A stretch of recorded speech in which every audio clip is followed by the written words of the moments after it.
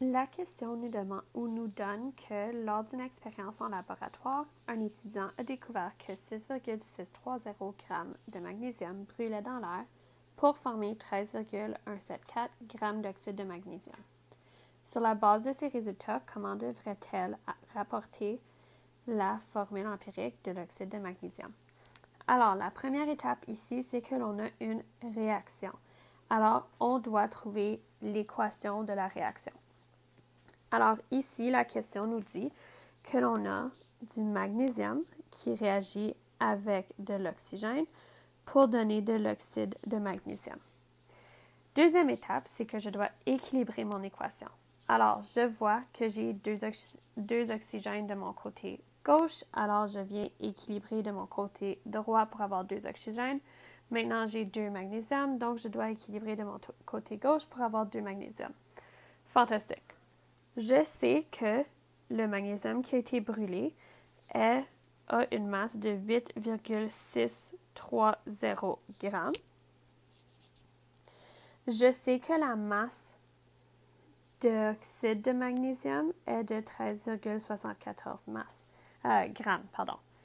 Alors, ça veut dire que la masse d'oxygène qui a brûlé avec le magnésium est de 13,174 grammes moins 8,630 grammes, ce qui va nous donner 4,544 grammes. Okay. Ceci est le cas parce qu'on sait que la matière ne peut pas juste disparaître, donc la masse doit rester pareille des deux côtés de l'équation. Alors, on continue, on doit déterminer lequel de mes réactifs est le réactif limitant. Alors, pour ce faire, je vais trouver le nombre de moles de magnésium, qui est la masse divisée par la masse molaire. Donc, j'ai 8,630 grammes divisé par 24,31 grammes par mol, qui me donne 0,355 mol. Il ne faut pas oublier, quand on trouve le réactif limitant, de diviser par le coefficient. Donc, les moles qui vont venir jouer en jeu pour le réactif limitant, c'est 0,178 mol. Je fais la même chose pour mon nombre de moles d'oxygène. Donc, je fais la masse divisée par la masse molaire et j'ai donc 4,544 grammes divisé par 32 grammes par mol et j'obtiens 0,142 mol. Je vois que 0,142 c'est le plus petit, donc mon réactif limitant, c'est l'oxygène. Sachant cela, je sais maintenant que je peux venir faire un rapport pour trouver les coefficients de ma formule empirique. Alors,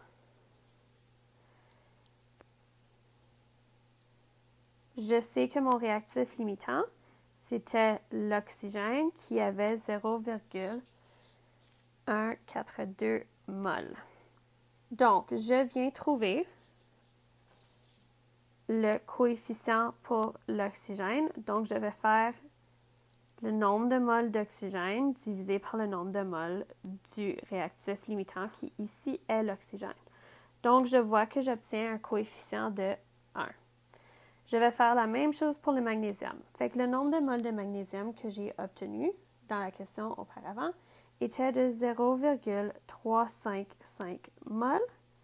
Et je vais le diviser par le réactif limitant qui est 0,142 mol.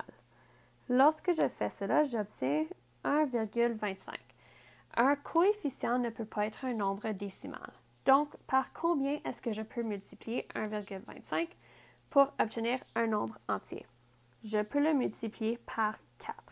Si je le multiplie par 4, ça veut dire que je dois multiplier le coefficient de mon oxygène par 4 aussi.